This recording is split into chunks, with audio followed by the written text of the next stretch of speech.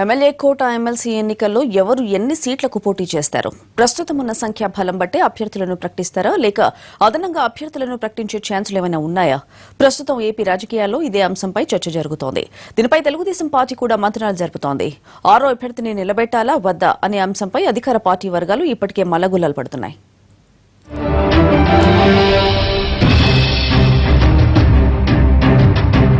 ఏపీలో ఎమ్మెల్యే కోట ఎమ్మెల్సీ ఎన్నికల్లో ప్రస్తుతం జరుగుతున్న పరిణామాలు చూస్తుంటే అటు టీడీపీ గాని ఇటు వైసీపీ గాని అదనంగా మరో అభ్యర్థిని నిలబెట్టే అంశంపై బయటకు పెద్దగా చర్చ చేయకున్నా లోలోపలే ఎవరు వ్యూహాలు వారు రచించుకుంటున్నట్టు సమాచారం.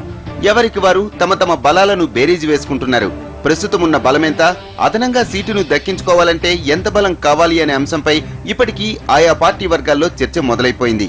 ఈ వ్యవహారంపై అధికార పార్టీ ఏం చేయబోతోందనేది ఆసక్తికరంగా మారింది. 5 స్థానాలకు పరిమితం అవుతుందా, లేక 6వ స్థానానికి కూడా అభ్యర్థిని రంగంలోనికి దించుతుందా అనే అంశం ఎవరికీ అర్థం కాకుండానే ఉంది.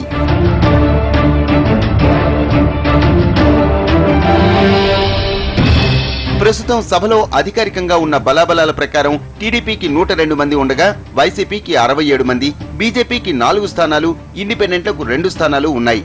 ఈ క్రమంలో టీడీపీ మిత్రపక్షంతో కలుపుకొని 108 స్థానాలు కాగా వైసీపీకి 67 స్థానాలున్నట్టు లెక్క. అయితే వలసల పర్వం తర్వాత వైసీపీ నుంచి మొత్తంగా 21 మంది ఎమ్మెల్యేలు టీడీపీ గూటికి చేరారు. దీంతో ఎన్నికలే అనివార్యమైతే టీడీపీకి 129 మంది ఎమ్మెల్యేల మద్దతు లభిస్తుంది. వీరికి అదనంగా నామినేటెడ్ ఎమ్మెల్యేలు ఉంటారు కాబట్టి ఆ సంఖ్య 130కి చేరుతుంది. వైసీపీ బలం 46కు పడిపోతుంది.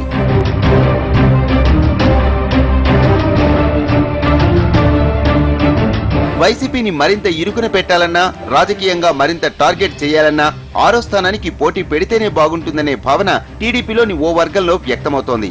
అయితే దీనికి అదనంగా మరో 3-4 ఎమ్మెల్యేల మద్దతు అవసరం.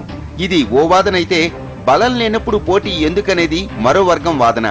ప్రస్తుతం ఉన్న పరిస్థితుల్లో వైసీపీకి అదనంగా మరో ఎమ్మెల్సీ వచ్చినంత మాత్రాన రాజకీయంగా అధికార పార్టీకి వచ్చే నష్టమేం లేదు కాబట్టి ఎన్నిక ఏకగ్రీవం అయ్యేలా చూస్తేనే బెటర్ అనేది ఇంకొందరి వాదన.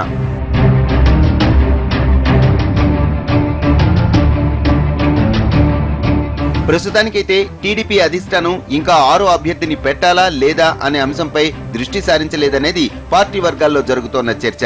ఎన్నికల నామినేషన్లకు మరికొన్ని రోజులు గడువు ఉండడంతో ఇప్పటి నుంచే దానిపై ఆలోచించి తలబద్దలు కొట్టుకోవటం దేనికనే అభిప్రాయం కొందరు సీనియర్లు వ్యక్తం చేస్తున్నారు. ఈ ఎన్నికకు సంబంధించి జగన్ వ్యూహాలను కూడా ఓసారి పరిశీలించి ఆ తర్వాత నిర్ణయం తీసుకోవచ్చనే భావన పార్టీలో మెజారిటీ వర్గాల్లో వ్యక్తమవుతోంది.